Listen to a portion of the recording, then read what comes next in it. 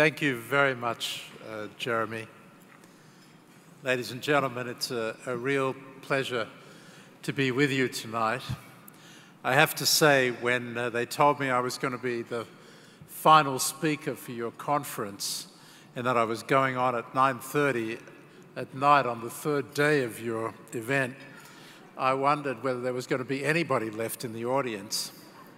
I'm deeply gratified that you hung around for the sake of this speech, but I think it is a testament, yet another testament to the commitment of all of you to the cause that we all share together. And that's what I want to talk about tonight. I can't help but think, Jeremy, about 35 years ago when I first came to the United States in pursuit of my obsession, which was to resolve the Arab-Israeli conflict, or at least to help resolve it, that somebody said to me, "What are you going to do after there's Middle East peace?"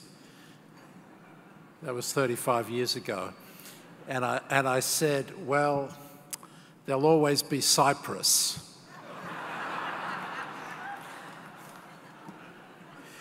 I'm delighted also to have the opportunity to share the program with Mort Halperin and Nancy Bagley.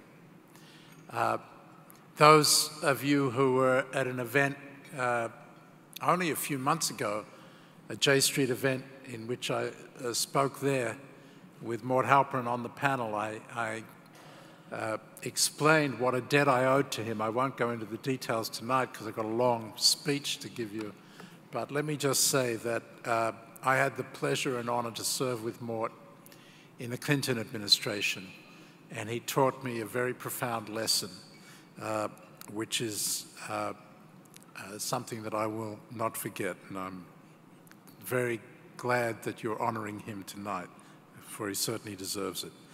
Nancy Bagley and Soroush are old friends of mine as well, personal friends, and I remember the day that Nancy told me that she was a founding supporter of J Street. And that was at a time when J Street was barely able to stand on its own 2 feet and was deeply immersed in controversy. And I remember being very impressed, kind of saying, "Wow, are you really doing that?"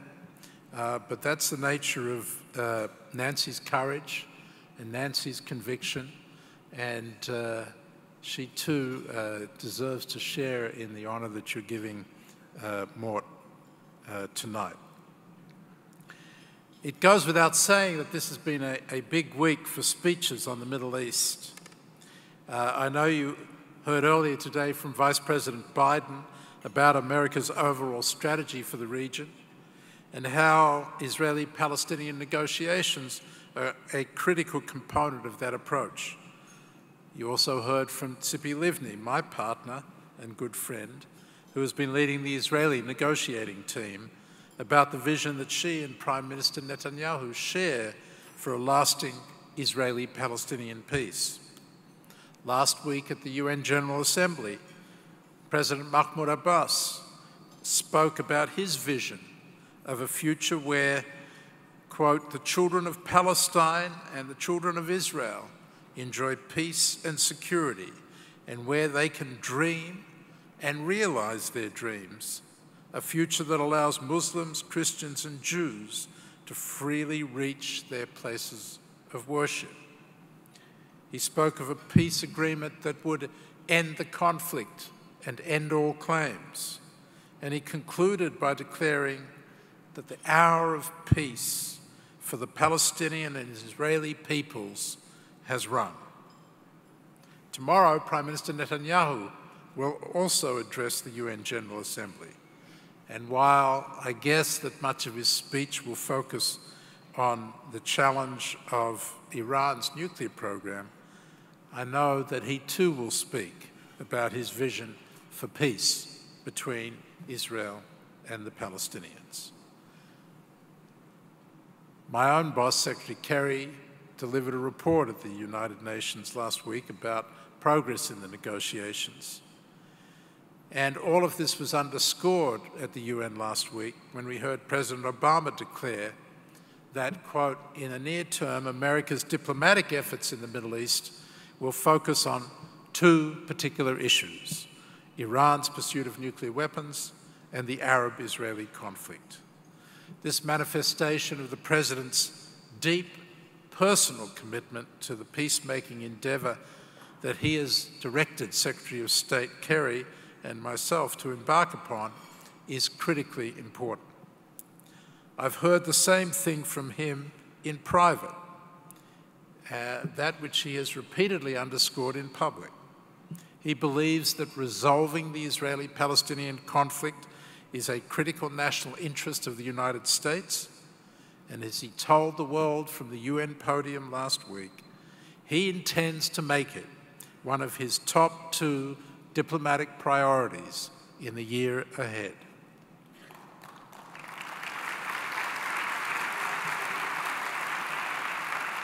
At this point, so many more important people than me have addressed my topic tonight that I'm not sure I can live up to the task of enlightening you further, especially since I, like the other negotiators, are operating under Secretary Kerry's gag order.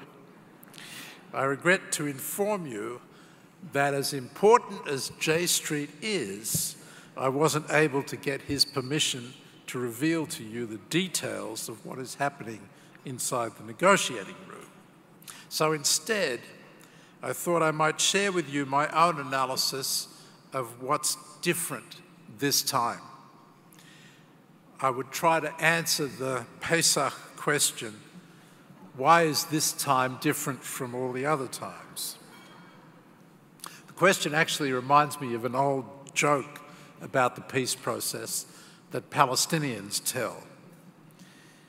An Israeli and a Palestinian go to watch a cowboy movie together. And the Israeli says to his Palestinian friend, "I bet you $20 that the cowboy falls off his horse." The Palestinian takes him up on the bet. Sure enough, as they watch the movie, the cowboy falls off his horse. And the Palestinian tries to pay the Israeli the $20 that he bet. But the Israeli refuses. "I can't take your money," he says. "I've seen this movie before." And the Palestinian says, "Take the money. I've seen this movie before too, but I thought the cowboy would learn from his mistakes."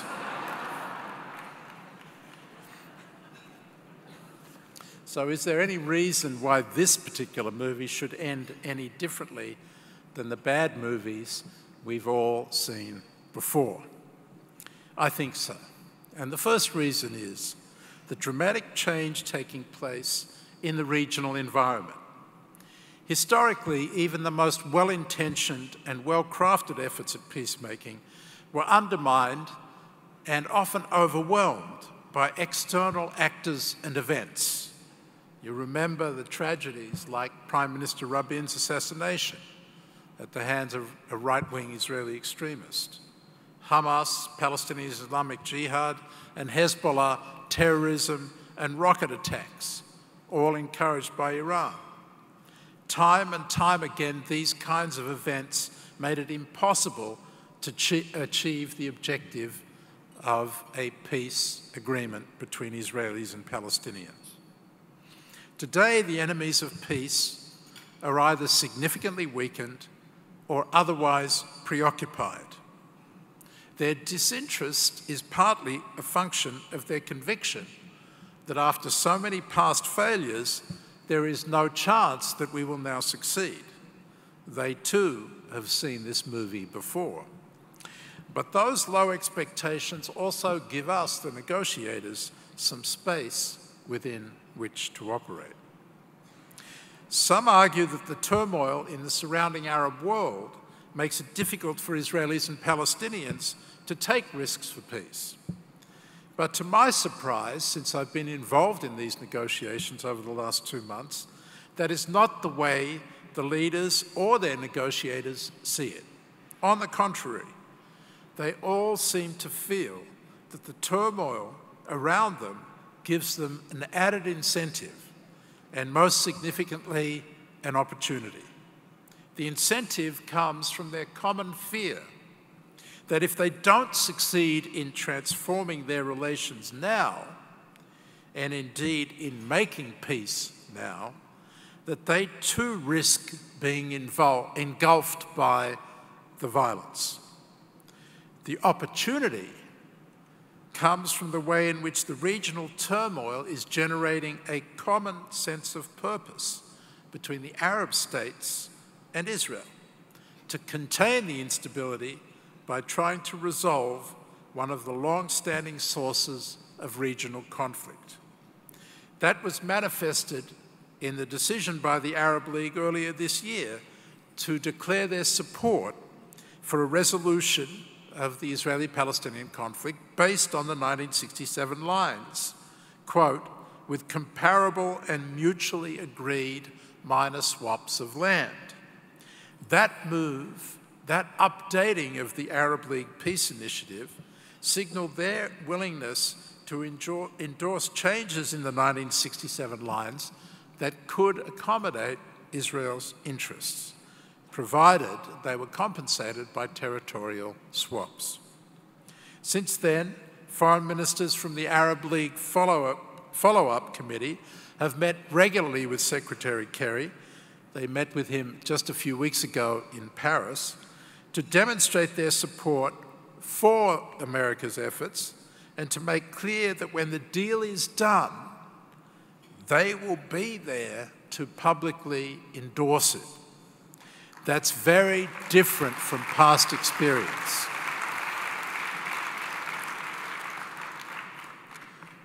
The second difference is in the political situation of Prime Minister Netanyahu and President Mahmoud Abbas.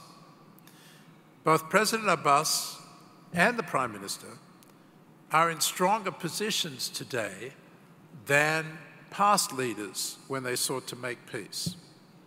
Hamas is facing dire straits now in Gaza, since they have lost much of their patronage from around the region. The failure of their model of an Islamist Palestine born in violence and terror at the very moment that Secretary Kerry's efforts have given renewed credibility to Mahmoud Abbas's competing model of a Palestine born of peaceful reconciliation with Israel, has provided President Abbas with a considerable boost in his standing and in his confidence.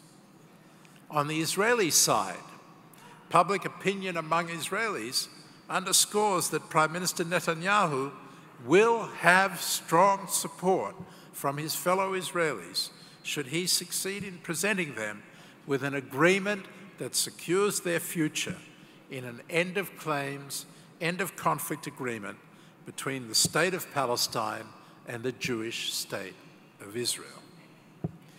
Both leaders have already taken tough political decisions to return to negotiations, and each has paid a price for doing so.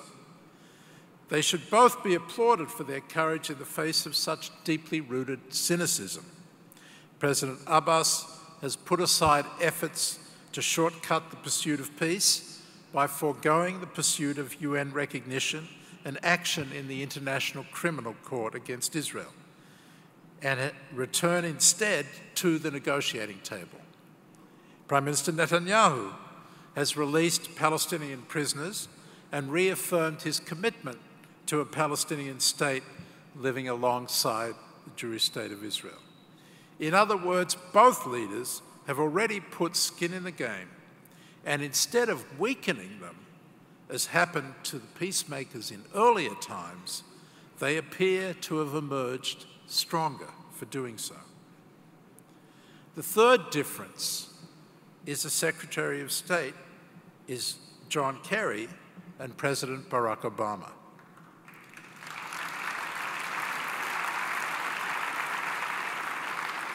Secretary Kerry is the latest in a long line of Secretaries of State who have sought to resolve the Arab-Israeli conflict, beginning back with Henry Kissinger in the 1970s. But Secretary Kerry's commitment to achieving a resolution of the Israeli-Palestinian conflict is driven not just by the pursuit of America's national interests that rightly animated all of his predecessors. It's also driven by a passionate commitment to the cause that is unique to this time, which has made the sense of urgency ripen. He knows, and has repeated again and again, that the window is closing on the two-state solution, and that if we don't try now, the chance will be lost forever, with dire consequences for Israelis and Palestinians alike. In this sense, President Obama and Secretary Kerry are visionaries, prophets. At a time when many on both sides have come to see the status quo as preferable to the alternative of supporting the wrenching compromises necessary to achieve an historic reconciliation, they both are sounding the tocsin. They share such a sense of conviction that they will not let up for a moment. Few believed that they could succeed in relaunching the negotiations. They proved all of the skeptics wrong. And having had the honor now to work closely with both of them these last 2 months, I can tell you that I am confident that they will confound the skeptics yet again.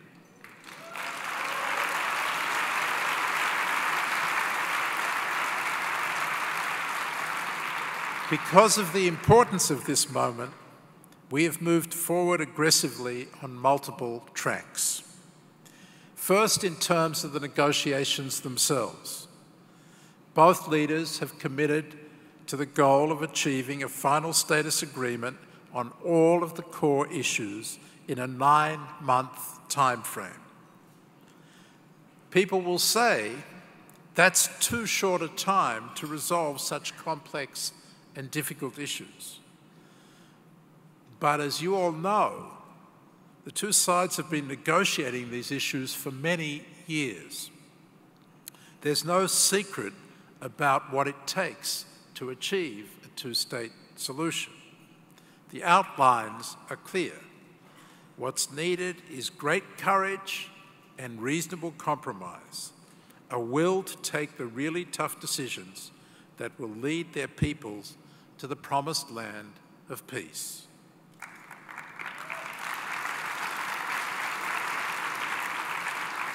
We've structured these negotiations to lay the groundwork for the decisions the leaders will have to make.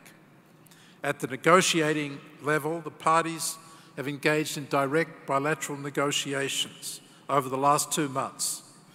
We've agreed that those talks should now be intensified and American involvement will be increased to facilitate those discussions.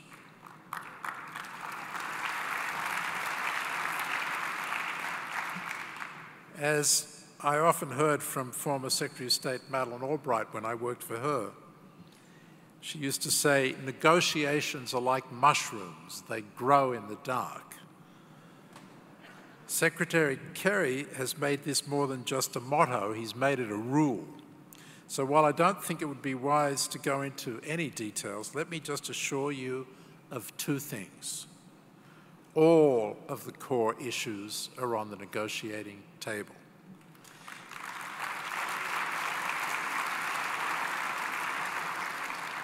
And our common objective, that is the objective of the United States, government of Israel, and the Palestinian Authority, is a final status agreement, not an interim agreement.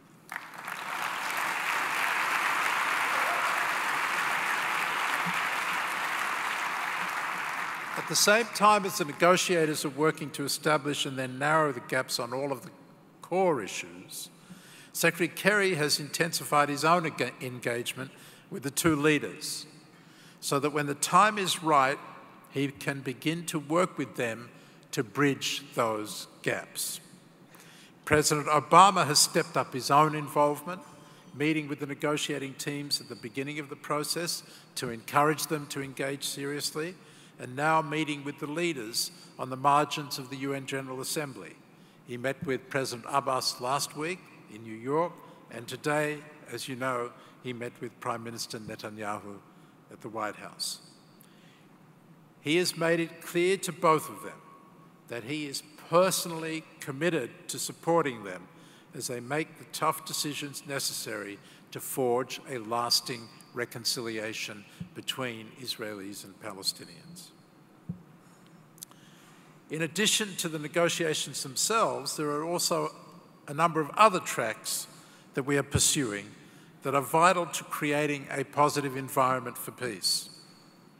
General Allen has been leading a security dialogue with the IDF to help address Israel's security requirements in the context of a two-state solution. That effort is critical, and as the President has made clear, the United States will never compromise our commitment to Israel's security. We have also begun working with the parties to take steps to improve the economic situation on the ground, particularly in the Palestinian territories, to demonstrate to Palestinians, as the negotiations proceed, that there are genuine and tangible benefits to making peace.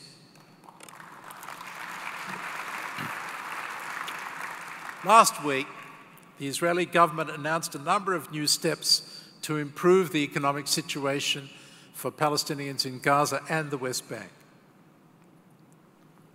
These included 5,000 new worker permits for Palestinians to work in Israel.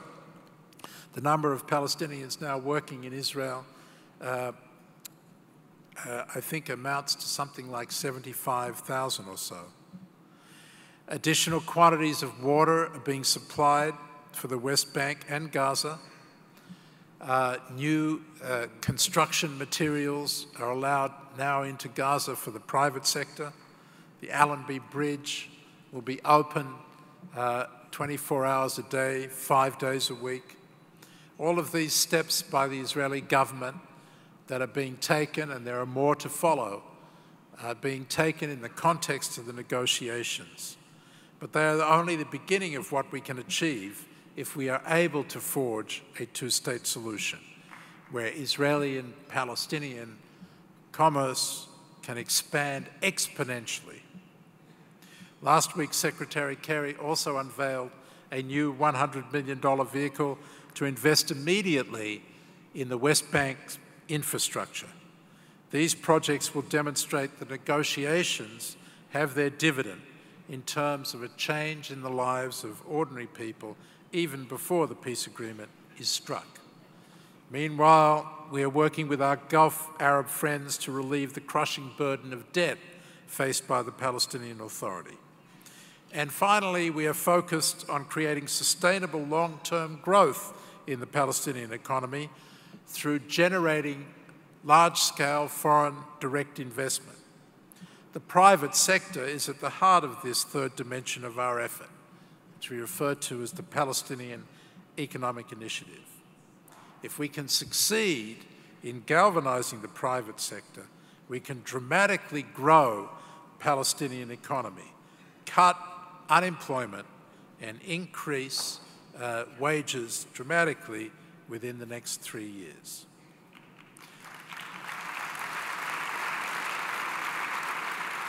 The parties will also need the help of the international community. And last week at the UN General Assembly, we worked hard to generate that support, I should say hard and successfully. It's important that Israelis understand that the international community will reward and embrace their efforts to take risks for peace, and will work with them to produce a future in which they will be fully integrated into the international community and the regional order, and Palestinians will experience transformative economic growth along with the freedom that will come from having their own independent Palestinian state. Already we've seen the support that has come from the Arab League's efforts. As I mentioned, the statement in support of returning to the negotiations by the Arab League in mid-July was critical in helping bringing the parties back to the table, and they will remain a crucial partner of ours as we move forward. Just this past week, Secretary Kerry met with his quartet partners, the United Nations Secretary General Ban Ki-moon, Russian Foreign Minister Lavrov, High Representative Lady Cathy Ashton of the European Union, along with Quartet Representative Tony Blair. For the first time in years, they were briefed by the Israeli and Palestinian chief negotiators, Tzipi Livni and Saeb Erekat. And I must say that they were impressed by the way in which these two negotiators demonstrated such a positive attitude towards each other and to the challenge that they face in common of trying to reach an agreement in short order. These kinds of meetings of the leaders of the international community have been key to sending a signal of support to the parties, while also ensuring that the international community is speaking with one coordinated voice in support of the negotiations. So, the prospects for an agreement are real, the potential for a breakthrough is possible. Prime Minister Netanyahu and President Abbas have shown courageous leadership in taking the decisions to return to the negotiations, and the United States, with the backing of the international community, is doing all we can to create the right atmosphere for successful negotiations. But we shouldn't kid ourselves. This is not going to be easy. If you thought that getting back to the table was somewhat miraculous, it pales in comparison to the challenges that will come over the months ahead as the leaders try to address the final status issues, those core issues that have bedeviled negotiators for years. It would be easy in the face of this challenge to fall back on the common refrain that it's just too hard, it's just not possible. That after the frustrations that we felt from Madrid to Oslo to Camp David and then Annapolis, that there's no reason to try again, that it's easier just to sit on the sidelines and avoid risking having our expectations raised only to be disappointed yet again. But think of the dangerous spiral and potential consequences if we don't seize this moment. New actions by the Palestinians at the United Nations and Israeli retaliation for doing so could lead to a downward spiral whose end could be a renewed conflict. The continuation of the insidious campaign to delegitimize Israel would, as the Secretary of State has said, be on steroids. Increased settlement activity that makes a Palestinian state less and less viable is likely to occur. And eventually a fateful choice for Israel will have to be made between a Jewish state and a democratic state. To avoid these kinds of outcomes that are all too real and palpable, we need you. Prime Minister Netanyahu and President Abbas cannot walk this very difficult road, climb this very steep and high mountain by themselves. They will need the support of their people, and they will need your support too. As President Obama said during his last visit to Israel, peace has to be made among peoples, not just governments. America's Jewish community and organizations like J Street have a vital role to play. Now is the time to stand up and tell your elected leaders that peacemaking has your support. that peace is vital both for America's interests and for Israel's security as a Jewish state.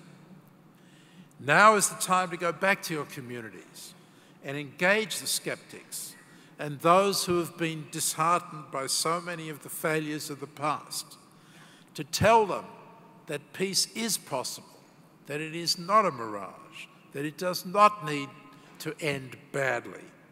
Tell them that the peacemakers need their help. Israel needs their help. That if you just sit on the sidelines and lament the world that is, rather than work for the world that can be, we will never achieve peace.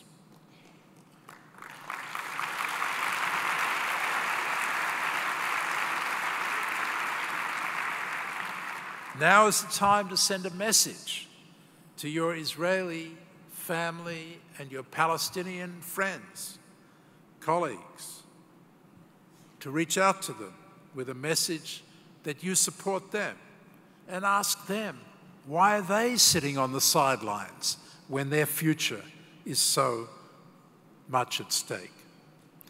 Tell them that you believe peace is possible and that they need to believe it too, and they too need to work to achieve it. Now is the time to send a message to Prime Minister Netanyahu and President Abbas. Tell them that as they contemplate making the tough decisions, you will be supporting them. The American people will have their back. They need to hear this message, most importantly from their own people, but they need to hear it from you.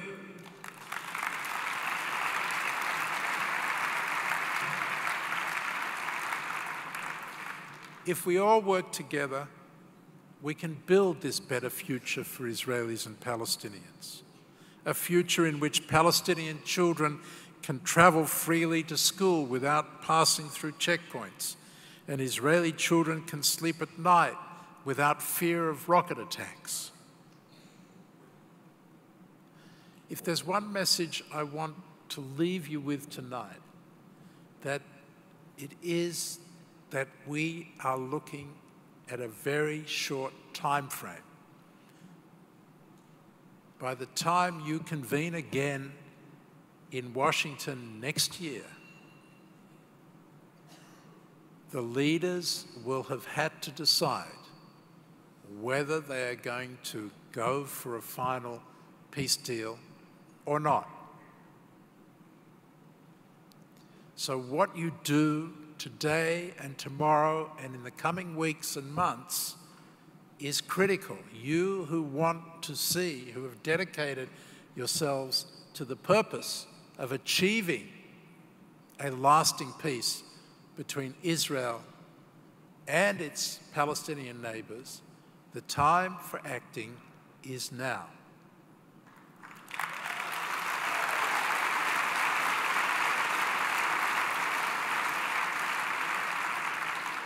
I want to conclude by telling you a little story that some of you will have heard me tell before. It was when the last effort that I was involved in to make peace at the end of the Clinton administration failed. And Shimon Peres said to me afterwards, he said, you know, history is like a horse that gallops past your window. And the true act of a statesman is to jump from the window onto that galloping horse. Now, when you think about it, it's not such an easy proposition.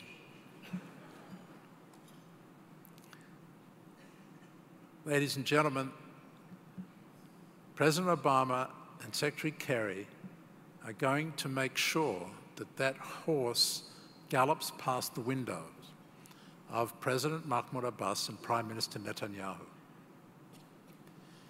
And they will have to make that kind of decision. And when they look at that galloping horse coming towards them, they need to know that they will have the support of their people, and they will have the support of people like you who care to see this conflict ended once and for all. So the time is now, the time is for you to act, and I urge you to take up this challenge with all your heart. Thank you very much.